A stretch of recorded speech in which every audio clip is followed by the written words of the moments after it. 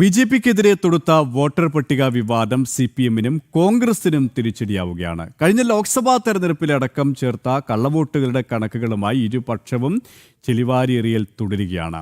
കൊച്ചി കോർപ്പറേഷനിൽ മുണ്ടംവേലിയിൽ കള്ളവോട്ടുകൾ ചേർത്തതിന്റെ തെളിവുകൾ കോൺഗ്രസ് പുറത്തുവിട്ടപ്പോൾ പ്രതിരോധത്തിലായത് സി.പി.എം ആണ്. വിവരങ്ങളുമായി ജിജീഷ് കരുണാകരൻ ശരിയാണ് കൊച്ചിയിൽ നിന്നും. ജിജീഷ്, നമസ്തേ. ഇവിടെ ബി.ജെ.പിക്കെതിരെ തൊടുത്തുവിട്ട ഒരു അസ്ത്രം, അല്ലെങ്കിൽ ഒരു ആയുധമാണ് ഈ കള്ളവോട്ട് ചേർക്കൽ, കള്ളവോട്ട് വിവാദം. എന്നാൽ ഇപ്പോൾ സി.പി.എമ്മിനും കോൺഗ്രസിനും ഇവർ രണ്ടുപക്ഷവും ബി.ജെ.പിയെ പ്രതിരോധത്തിലാക്കാനുള്ളൊരു നീക്കമാണ് നടത്തിയത്. എന്നാൽ സ്വയം പ്രതിരോധത്തിലാവുന്ന ഒരു കാഴ്ചയാണ് നമുക്ക് കാണാൻ സാധിക്കുന്നത്. ഇപ്പോൾ ഇരട്ട വോട്ടുകളെ ചൊല്ലി, കള്ളവോട്ടുകളെ ചൊല്ലി സി.പി.എമ്മും കോൺഗ്രസും പരസ്പരം പോർവിളി നടത്തുകയാണല്ലേ? നമസ്തേ കെ പി പറഞ്ഞതുപോലെ തന്നെ കോൺഗ്രസും സി.പി.എമ്മുമാണ് ഇവിടെ പെട്ടുപോയിരിക്കുന്നത്. കാരണം യാതൊരു അടിസ്ഥാനവുമില്ലാതെ ബി.ജെ.പിക്കെതിരെ അനധികൃതമായി വോട്ട് ചേർത്തു എന്ന ആരോപണം ഉയർത്തുന്നു. ആ ആരോപണം കത്തി നിൽക്കുമ്പോൾ ബി.ജെ.പി കൃത്യമായി തന്നെ കാര്യങ്ങൾ അന്വേഷിക്കുന്നു. അവർ തെളിവുകൾ അനുദിനം പുറത്തു കൊണ്ടുവരുന്നു. ആ പുറത്തു കൊണ്ടുവരുന്ന തെളിവുകൾ വ്യക്തമാക്കുന്നത് ഇടതു വലതു മുന്നണികൾ കാലങ്ങളായി തന്നെ സംസ്ഥാനത്ത് നടക്കുന്ന വിവിധ തെരഞ്ഞെടുപ്പുകളിൽ, അത് നിയമസഭാ തെരഞ്ഞെടുപ്പുകളാണെങ്കിലും തദ്ദേശ തെരഞ്ഞെടുപ്പാണെങ്കിലും ലോക്സഭാ തെരഞ്ഞെടുപ്പാണെങ്കിലും എല്ലാം തന്നെ വലിയ തോതിൽ കള്ളവോട്ടുകൾ ചേർത്തിട്ടുണ്ട് എന്ന് മാത്രമല്ല വോട്ടേഴ്സ് ലിസ്റ്റിൽ ക്രമക്കേടുകൾ നടത്തിയായിരുന്നു മുന്നോട്ട് പോയിരുന്നത് ഈ രണ്ട് മുന്നണികളും എന്ന കാര്യമാണ്.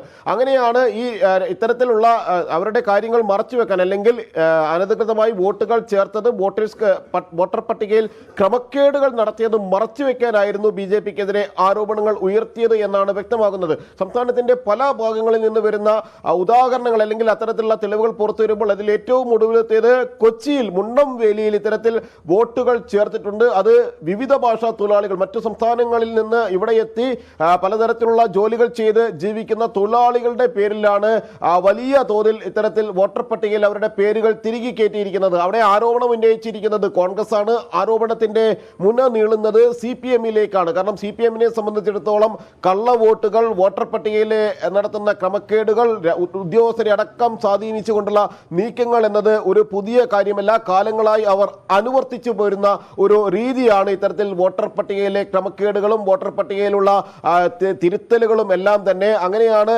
ഒരു നിർദ്ദേശം തന്നെ, അല്ലെങ്കിൽ പാർട്ടി കേഡറുകൾക്ക് നൽകിയ നിർദ്ദേശങ്ങൾ തന്നെ ഓരോ ബൂത്തുകളിലും നിശ്ചിത വോട്ടുകൾ കള്ളവോട്ട് ചെയ്യണം, സാധാരണ നിലയിൽ നിശ്ചിത ആൾക്കാരെ വോട്ട് ചെയ്യിക്കണമെന്നാണ് മറ്റു പാർട്ടികൾ സാധാരണ നിലയ്ക്ക് നിർദ്ദേശിക്കാറുള്ളത്. എങ്കിൽ അതിൽ നിന്ന് വ്യത്യസ്തമായി നിശ്ചിത ആളുകളുടെ വോട്ട് പോളി ചെയ്യിക്കണം എന്നത് മാത്രമല്ല, നിശ്ചിത ആളുകളെ കൊണ്ട് കള്ളവോട്ടുകൾ ചെയ്യിക്കണം എന്നുകൂടി നിർദ്ദേശിക്കുന്ന ഒരു രാഷ്ട്രീയ സംവിധാനത്തിൽ നിന്നുകൊണ്ടാണ് സി.പി.എം വിമർശനങ്ങൾ ഉന്നയിച്ചത് എന്ന് വ്യക്തമാക്കുന്നത് തന്നെയാണ്.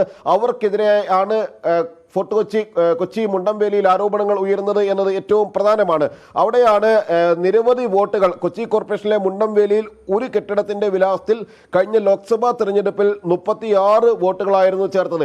ഈ ചെറിയ സ്ക്വയർ ഫീറ്റ് 400-500 സ്ക്വയർ ഫീറ്റിലുള്ള സ്ഥലത്താണ് ഇത്രയധികം ആളുകൾ താമസിക്കുന്നു എന്ന വിലാസം ഉണ്ടാക്കിക്കൊണ്ട് ഈ ആളുകളെ അവിടെ വോട്ടർമാരാക്കിയിരിക്കുന്നത്. മാത്രമല്ല ഇവിടെ വന്ന് താമസിക്കുന്ന വിവിധ ഭാഷ ഇതര ഭാഷ തൊഴിലാളികൾ എന്ന് പറയുന്നത് ഒരേ സമയം മറ്റു സ്ഥലത്ത് അവരുടെ സംസ്ഥാനങ്ങളിൽ, അവർ വരുന്ന സംസ്ഥാനങ്ങളിൽ, അത് ബംഗാൾ ആണെങ്കിലും മറ്റ് സംസ്ഥാനങ്ങളാണെങ്കിലും തന്നെ അയൽ സംസ്ഥാനങ്ങളാണെങ്കിലും എല്ലാം തന്നെ അവിടെയെല്ലാം വോട്ടുള്ള ആളുകളെയാണ് ഇവിടെ. സൂചിപ്പിച്ചതുപോലെ തന്നെ കണക്കുകൾ വ്യക്തമാണ്, കൃത്യമാണ്. ഇരട്ട വോട്ടിൽ, കള്ളവോട്ടിൽ പെട്ടിരിക്കുകയാണ് ഇടതുപക്ഷവും കോൺഗ്രസും.